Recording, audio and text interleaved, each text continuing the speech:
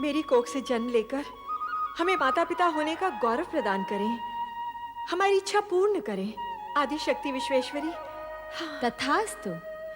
परंतु मेरा इस प्रकार शक्ति रूप में प्रकट होना शीघ्र ही आपकी स्मृति से ओझल हो जाएगा। ये किस लिए माँ? आप दोनों को ये स्मृति नहीं रहेगी कि मैंने आपकी पुत्री के रूप में जन्म लेने का वरदान दिया है। ऐसा क्यों मां सर्वेश्वरी?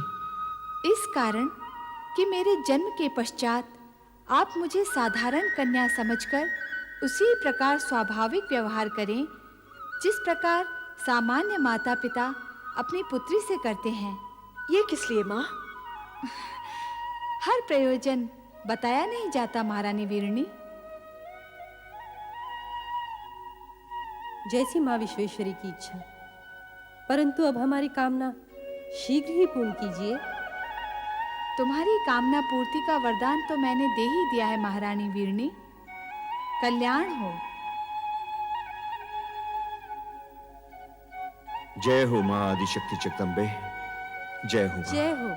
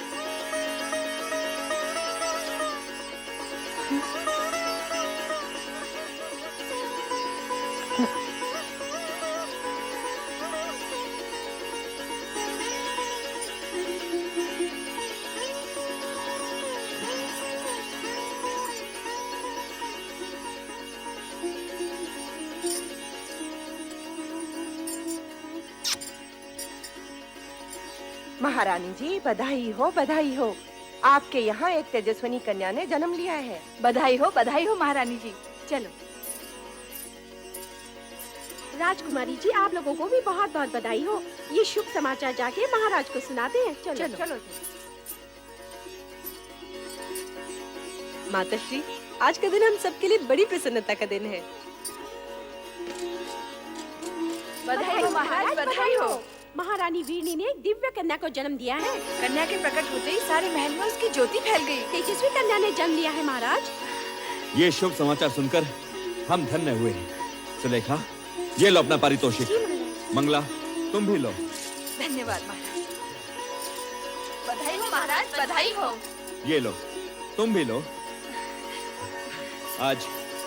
आज का दिन हमारे लिए अत्यंत ही हर्ष और उल्लास का दिन है। नारायण नारायण। अभिनंदन राजन, दिव्य कन्या के जन्म के क्षण पर बधाई हो। देवऋषि, आश्चर्य है, आप सही समय पर पधारे। नारायण नारायण। आश्चर्य कैसा राजन, दिव्य कन्या के जन्म का क्षण ही हमें यहाँ खींच लाया है। क्या कन्या दर्शन के लिए आप व्यग्र नहीं हो रहे हो? हाँ हाँ अवश्य। देवर्षि आप भी पधारिए, आइए। नारायण नारायण नारायण। पिताश्री बधाई हो। बधाई हो, तुम सबको भी बधाई हो। आज का दिन अत्यंत मंगलमय है। जाओ सब मिलकर मंगल गीत गाओ और पूरे वातावरण को मंगलमय कर दो। देवियों आनंद करो देवियों। ये लो। प्रणाम। नारायण नारायण। दर्शन पाकर आंखें धन्य हुई। भ्राता दक्ष, इस तेजस्विनी कन्या का नामकरण इसी समय हो जाना चाहिए। नामकरण इसी समय? हाँ, आज का ये दिन और ये समय अति पावन है। जैसी आपकी इच्छा देवर्षि। इसके दर्शन से मन में सात्विक भाव प्रकट हो रहा है, इसलिए इसका नाम सती होना चाहिए। सती?